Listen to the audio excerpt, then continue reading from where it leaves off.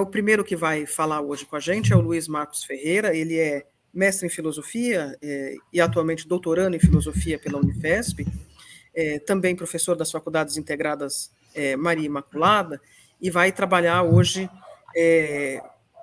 com um texto que ele vai apresentar. Então, muito obrigada.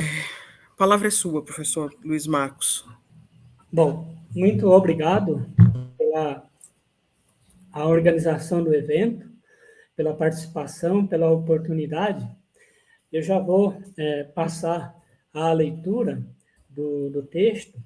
Eu coloquei em PowerPoint, mas eu tenho disponível aqui o texto em Word, depois eu compartilho à medida que for publicado alguma coisa.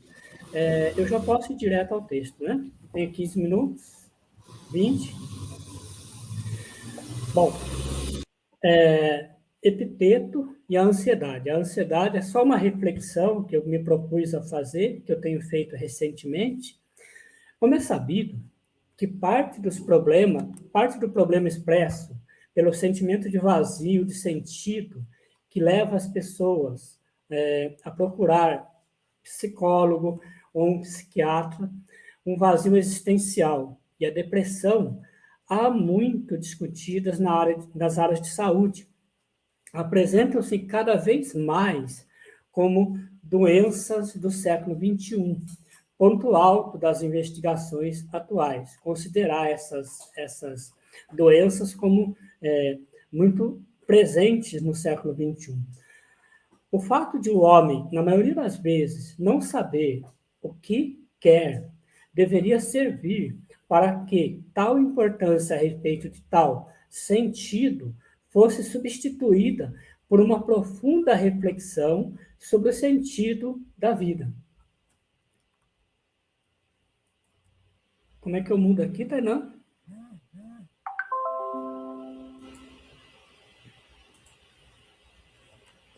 O estoicismo aqui será discutido como um método para alcançar a serenidade. Nós, por fora, podemos parecer fortes, bem-sucedidos, confiantes, mas por dentro, muitas vezes estamos ansiosos diante de problemas e obstáculos da vida cotidiana. A questão aqui é pensar numa maneira de nos posicionarmos diante desse fenômeno, não importando quais sejam os desafios externos.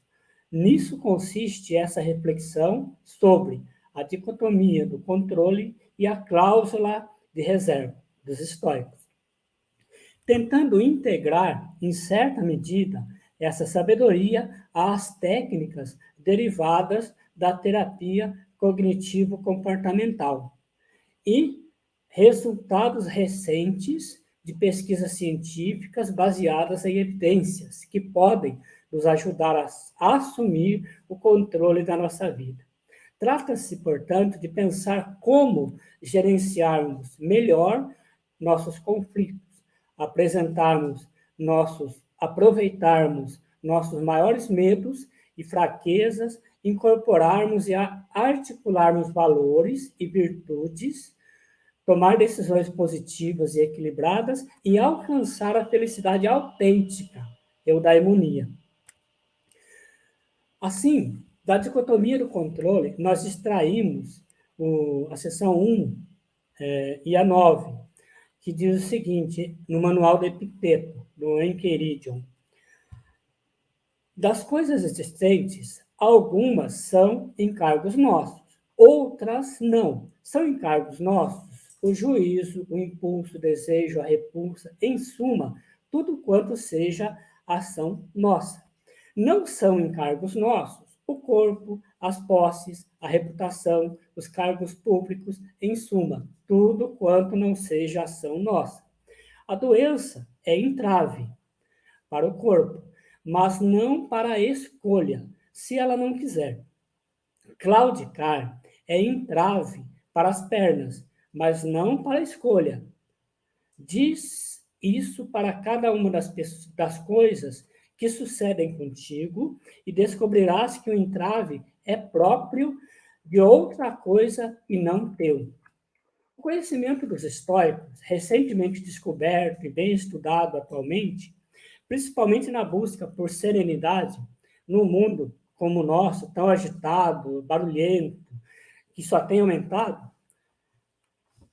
Por exemplo, entre tantos outros, um autor que se dedica na Alemanha a estudar a serenidade, Thomas Hohenze, está redescobrindo os estoicos e em seu trabalho, seus livros, tem reconhecido maneiras pelas quais podemos lidar melhor com os nossos conflitos diários e levarmos uma vida boa, uma boa vida e serena, procurando mostrar quais aspectos da filosofia estoica nós podemos usar com proveito na nossa vida cotidiana.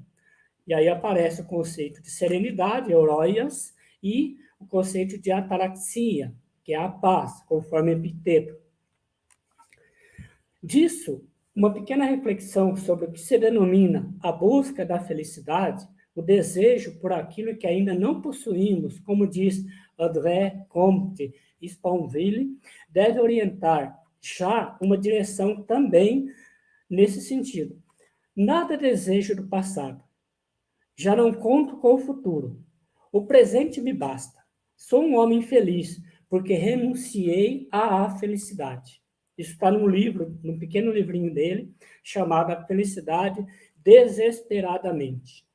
Notório alerta esse texto do Sponville de que temos geralmente perdido a oportunidade de sermos felizes no presente, sem nos atentarmos às coisas simples da vida, com o que já está em nossas mãos, e que a tão propalada felicidade não consiste em apenas amar e desejar o que está distante de nós, amar e desejar o que está distante de nós.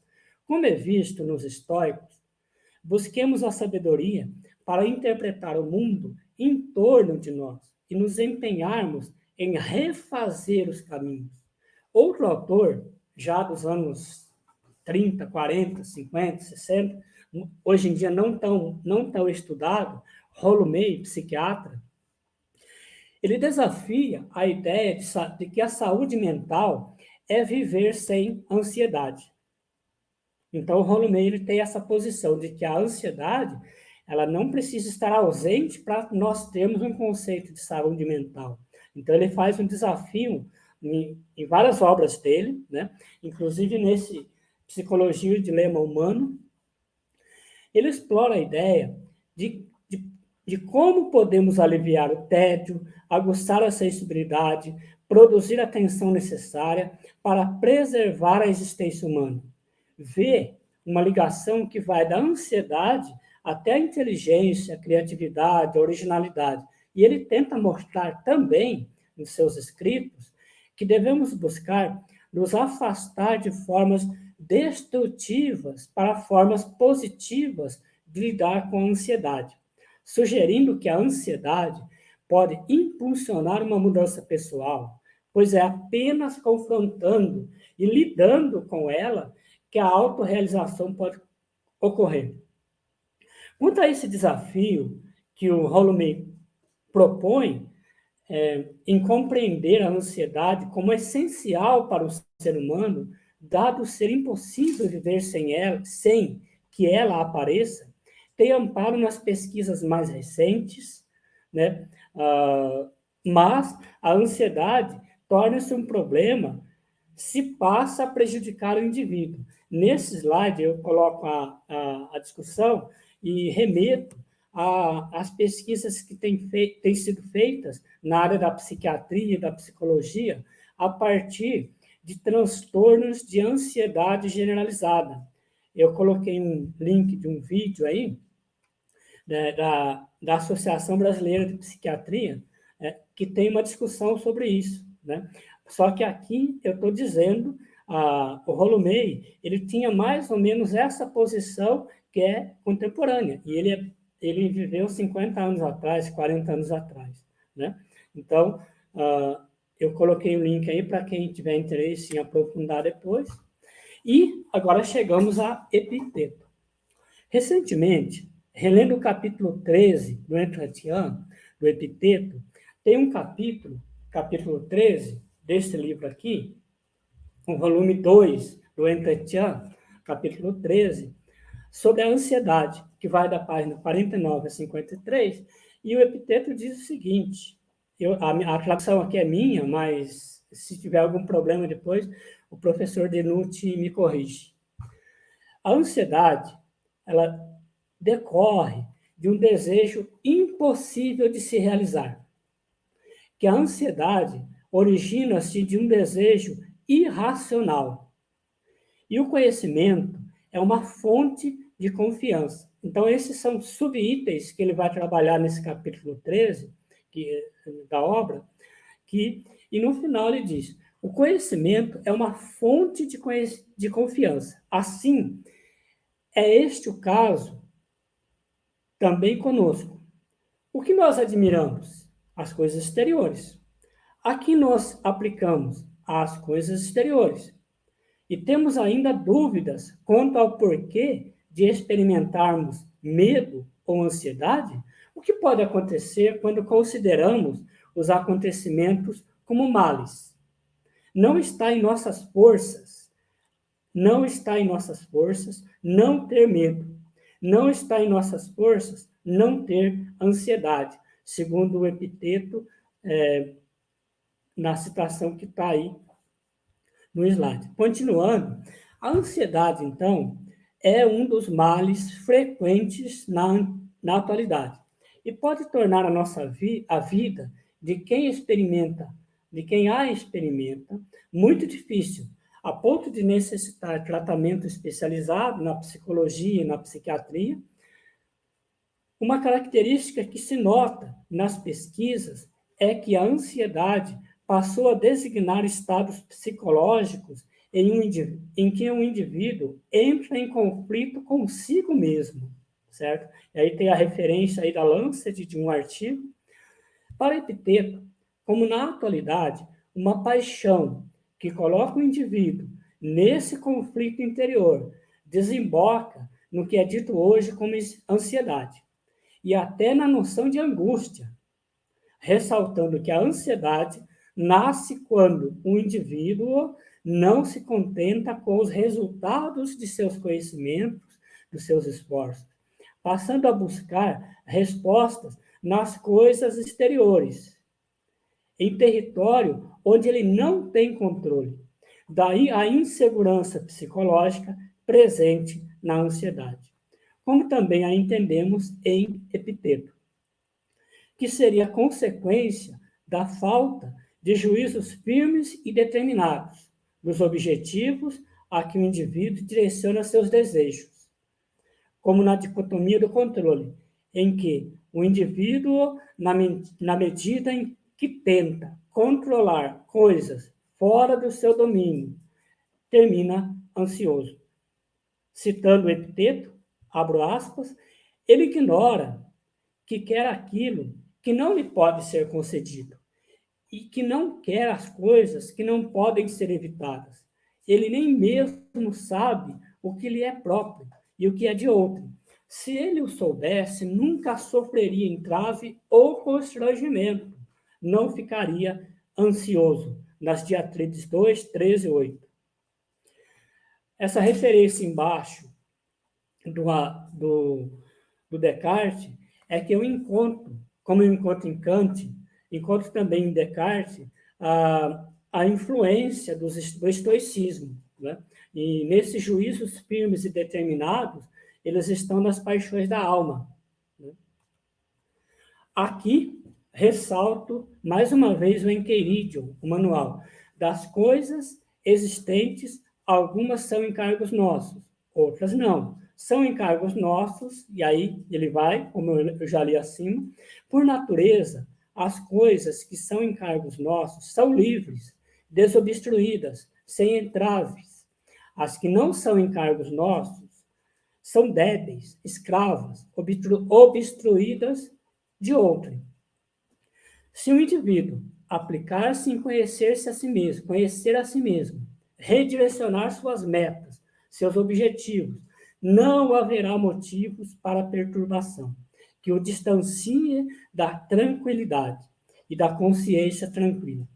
Fundamental, portanto, como temos visto também em Comte Sponville, e a lógica estoica referendaria, é constatar que perdemos muito tempo em busca de reconhecimento externo, de conquistas, de coisas externas, e resta-nos, então, focarmos naquilo que está sob nosso controle. A imperturbável paz de espírito, a ataraxia, ela decorreria dessa atitude. E essa atitude, eu coloquei nesse slide alguns princípios que eu encontrei tanto na TCC, Terapia Cognitivo-Comportamental, como na obra do Robertson Donald. Encontrei também em Descartes, em Kant, vários autores, né, e da psicologia, outros, da TCC. E aí eu coloco o seguinte: destacando, portanto, do que tenho aprendido com os estoicos e com as leituras, algumas citadas acima, prossigamos, aplicando a nós, primeiramente, os esforços em, primeiro, procurar as nossas falhas, buscar em nós os remédios para as nossas inquietudes, retificar nosso juízo. Na busca pela vida tranquila e feliz, a proposta da filosofia estoica era de que os fatores externos que comprometessem a perfeição moral e intelectual devem ser ignorados, superados e tratados com apatia. Mesmo nas dificuldades, a reação indicada ao ser humano era sempre agir com muita calma e tranquilidade, sem que fatores externos nos distraíssem na nossa capacidade de julgar ou reagir aos acontecimentos, à vida cotidiana, certo? E aí, no último slide, eu coloco algumas referências nas quais eu me baseei. Espero ter contribuído com alguma reflexão com vocês e agradeço bastante.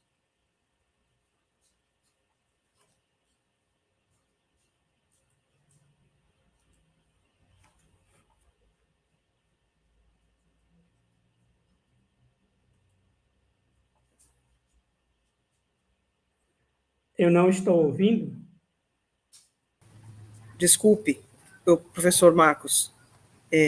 Eu peço desculpas em primeiro lugar, porque eu tive um problema técnico no início da transmissão e não pude apresentar o título da sua comunicação. Então, muito obrigada. E depois eu digo que eu coloquei o texto o tempo inteiro aqui para que as pessoas pudessem ler o título. Então, muito obrigada, foi muito esclarecedor.